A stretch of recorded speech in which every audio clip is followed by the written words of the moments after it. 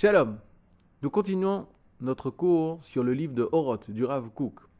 Le Rav nous dit Ador Arishon shel Ikvata de Mishicha, Betrilat Ketz Amingule shel Yishuv Eret Israël, ou Marshir et Achomer shel Knesset Israël. Le Rav nous dit il va avoir une génération. De quoi il parle?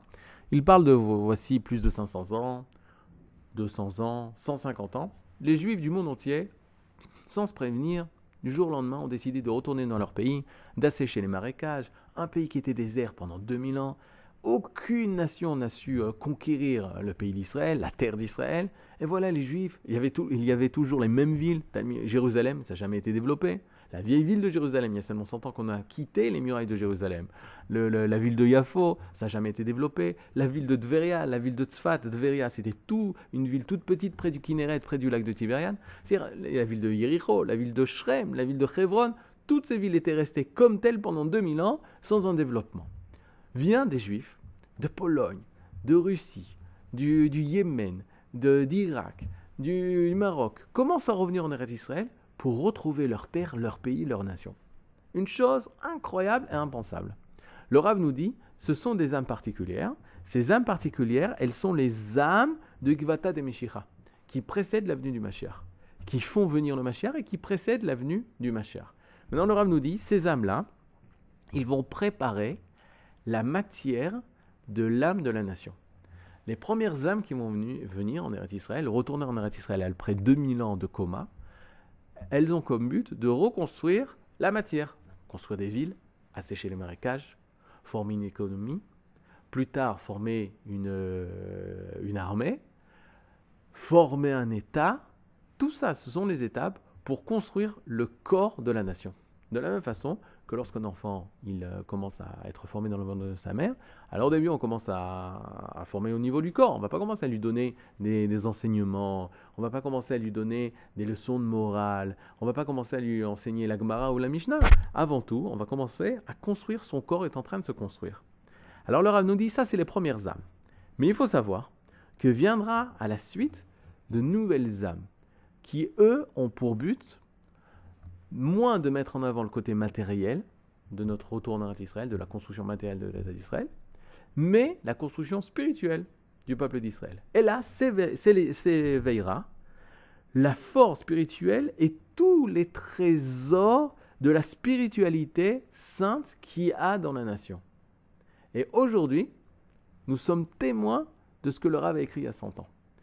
C'est vrai, on sait que Hashem, Israël, l'État d'Israël, a avancé énormément au niveau économique, on fait partie de l'OCDE, on a une armée très puissante, une économie assez stable par rapport aux autres nations, le développement technologique est extraordinaire, etc., etc. Nous savons qu'au niveau technologique, économique, le Ham Israël, Baruch Hashem, vit.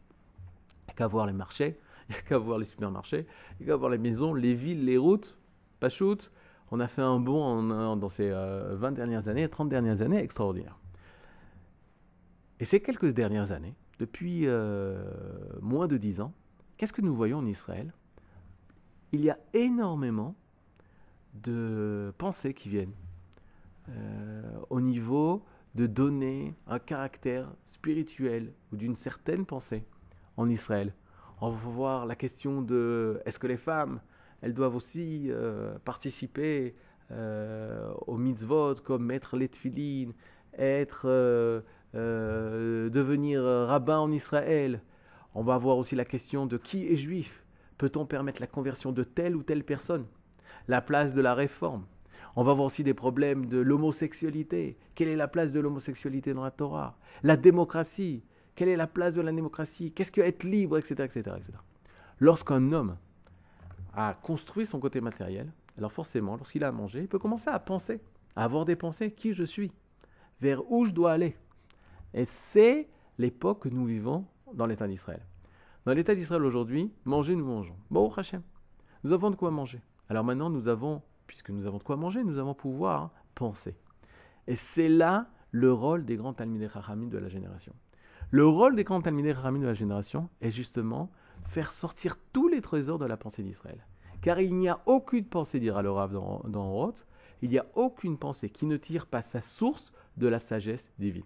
Donc si une personne veut affronter les pensées, veut affronter les idées, veut être capable d'apporter les idées profondes que seul le peuple d'Israël peut donner, alors il faut qu'il enseigne la Torah, dévoile les idées de la Torah face à tous ces mouvements d'idées que nous vivons aujourd'hui en Israël. Le secret, on a tendance des fois à vouloir se protéger, ne pas écouter, faire comme si ça n'existait pas.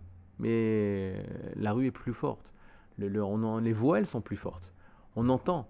Et si la parole de Torah, la pensée de Torah, les hommes de Torah ne font pas entendre la parole d'Akadosh Baruch Hu, alors ce sera un manque par rapport à leur fonction. La fonction de toute personne qui étudie la Torah est justement d'enseigner ce que la Torah nous enseigne. Si l'homosexualité est permise ou interdite, si la place de la femme dans la Torah, qui est juif et qui ne l'est pas, qui peut participer à la construction d'Israël et qui n'a pas le droit, qui sont nos ennemis, de quelle manière réagir par rapport à nos ennemis, etc., etc., sont toutes des questions au niveau moral. Et nous, en tant que peuple d'Israël, nous devons nous élever à la morale d'Israël. Et la morale d'Israël, elle est écrite dans la Torah. Maintenant, la Torah, elle appartient au peuple d'Israël.